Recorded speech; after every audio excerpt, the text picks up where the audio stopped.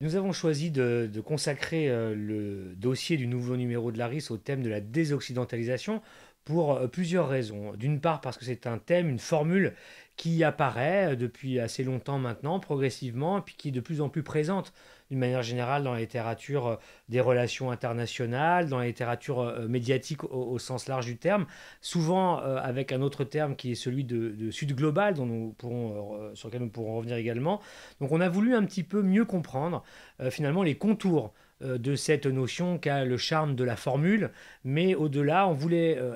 questionner, critiquer un petit peu ce concept pour comprendre un petit peu mieux ses dynamiques, mais aussi ses limites. Ça, c'est la première raison. La seconde raison pour laquelle on a voulu traiter ce sujet, c'est évidemment que la guerre en Ukraine a révélé ou a cristallisé, disons, un moment du cours des relations internationales qui nous permet de vérifier, d'observer, eh bien, disons, une position assez largement répandue dans les pays qui sont en dehors du cercle des puissances occidentales, tout du moins, qui ne se sont pas alignés spontanément sur les positions de ces dernières dans le conflit en Ukraine en matière de sanctions en particulier. Et donc ça, c'est quelque chose qui nous, bien sûr, est une grille de lecture pour comprendre l'évolution du cours des relations internationales. Et donc on a voulu confronter cette notion de désoccidentalisation à l'aune de cet événement et puis à l'aune aussi de la littérature et des productions conceptuelles qui lui sont liées. La première chose, c'est que la comparaison ne tient pas avec le mouvement des non-alignés. On se rappelle qu'il a pris naissance lors de la conférence de Bandung en 1955 et que nous sommes à l'époque dans une période totalement différente puisque le monde était structuré par deux blocs totalement antinomiques, le bloc dominé par les États-Unis et le bloc dominé par l'Union soviétique, que par ailleurs nous étions dans la période dite de décolonisation, c'est-à-dire que nombre d'États dans le monde cherchaient à s'émanciper, au moins politiquement, de l'impérialisme, et que ce monde à l'époque était en bouillonnement. Rappelons-nous aussi que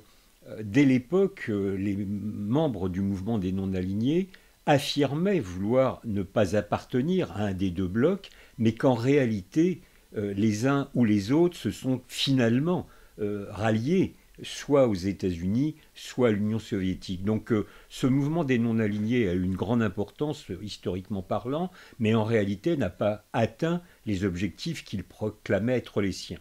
Alors aujourd'hui, bien sûr, nous sommes dans une situation totalement différente, puisque le mouvement de décolonisation politique est derrière nous, est achevé. Je dis bien politique parce qu'on pourrait parler, bien sûr, des relations économiques, et aucun des pays, en réalité, n'est indépendant des autres, parce que c'est ce processus de mondialisation, de globalisation de l'économie qui empêche qu'un État puisse se libérer totalement de la tutelle des États les plus puissants. Ça, c'est la première différence. La deuxième,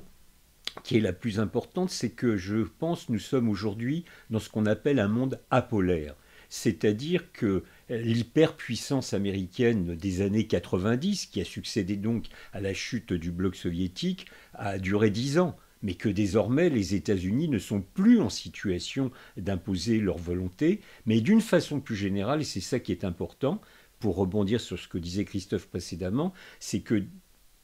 les puissances occidentales ne sont plus capables d'imposer leur ordre, d'imposer leurs valeurs culturelles, d'imposer leurs solutions militaires au reste du monde. C'est-à-dire que le reste du monde est désormais en situation où il veut s'émanciper, où il n'est plus le petit doigt sur la couture du pantalon et n'accepte plus les exigences ou les ordres donnés par les puissances les plus importantes. Donc c'est une différence de nature avec la période des années 50 et 60. Bien sûr, il y a néanmoins des points communs, et c'est surtout au moins un point commun négatif, c'est que ni à l'époque du mouvement des non-alignés, ni aujourd'hui avec ce qu'on appelle le Sud global, même si cette expression est à prendre avec beaucoup de guillemets en réalité, parce qu'il y a des États du Sud, ou dits du Sud, mais il n'y a pas un Sud global, le point commun, c'est qu'à aucun moment il n'y a un projet politique alternatif, formalisé par rapport à la volonté des puissances occidentales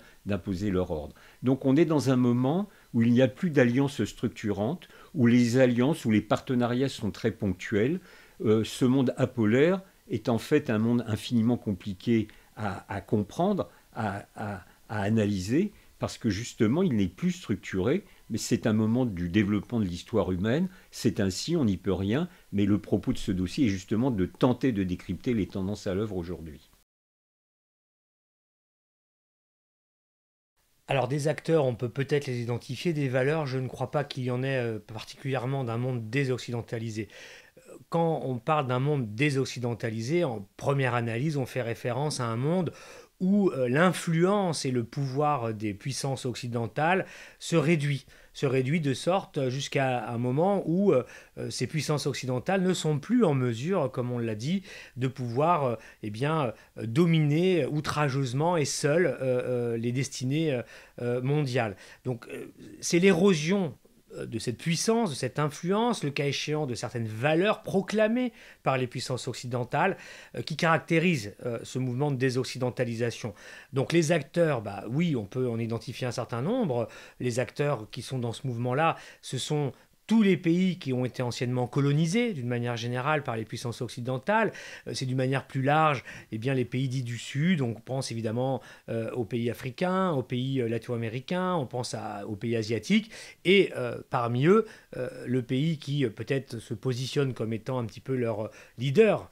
au niveau international, c'est bien sûr la Chine. Parce qu'en réalité, une fois qu'on a dit cela, la question de la désoccidentalisation, mais ça, il faudra que nos auditeurs lisent les articles et les entretiens de notre dossier, c'est finalement une manière d'approcher, de mieux cerner ce qui constitue en réalité, disons, le moteur du cours des relations internationales dans cette décennie du XXIe siècle, c'est bien sûr l'organisation et disons l'exacerbation de la rivalité sino-américaine entre la Chine et les États-Unis. Et c'est autour de cette question-là, en réalité, que les autres acteurs se positionnent aujourd'hui dans leur politique étrangère, dans leur diplomatie et dans leurs actions et leurs alliances au niveau international qui par nature sont beaucoup plus diversifiées qu'elles ne le furent par le passé. Donc on peut dire ça avec la désoccidentalisation, mais on ne peut pas parler d'un monde avec des nouvelles valeurs qui lui seraient liées,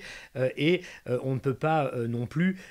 comprendre que ce mouvement à lui seul incarnerait, eh bien, comme le disait Didier tout à l'heure, eh bien, un nouvel ordre alternatif à celui qui existe. C'est une bataille pour l'influence et une réorganisation du pouvoir dans le système international. La désoccidentalisation nous dit ça, mais elle ne porte pas de nouvelles valeurs en soi et elle ne porte pas un ordre alternatif. Pour compléter, je pense qu'il faut utiliser le terme de valeur avec les plus grandes précautions, parce qu'en réalité, nous savons fort bien, et c'est un phénomène historique, que les puissances du Nord ou les puissances occidentales ont souvent utilisé les vocables de civilisation, de démocratie, quand cela les arrangeait. On nous a expliqué que, par exemple, dès les débuts du mouvement de colonisation, c'était la formule de Rudyard Kipling qui nous expliquait que la colonisation, c'était pour apporter la civilisation. C'était le fardeau de l'homme blanc. Ensuite, on nous a expliqué que les puissances occidentales étaient porteuses de valeurs démocratiques. Oui, valeurs démocratiques, cela ne les a pas empêchés de fomenter, d'organiser des coups d'État, de procéder à des interventions militaires unilatérales, comme on l'a vu en 2003 en Irak. Donc le terme de valeur, à mon avis, est à utiliser avec beaucoup de précaution. Le problème, c'est que pour l'instant, comme il n'y a pas d'ordre alternatif, il n'y a pas un système de valeurs alternatif qui s'intégrerait dans la volonté d'émancipation des peuples. Et puis, dernière remarque sur, comment dirais-je, sur les acteurs. Christophe a parlé des jeux de puissance avec l'apparition d'un certain nombre de pays qui désormais s'affirment sur le jeu international. Alors bien sûr la Chine, bien sûr des pays comme le Brésil, comme la Turquie, comme l'Arabie Saoudite, comme l'Afrique du Sud,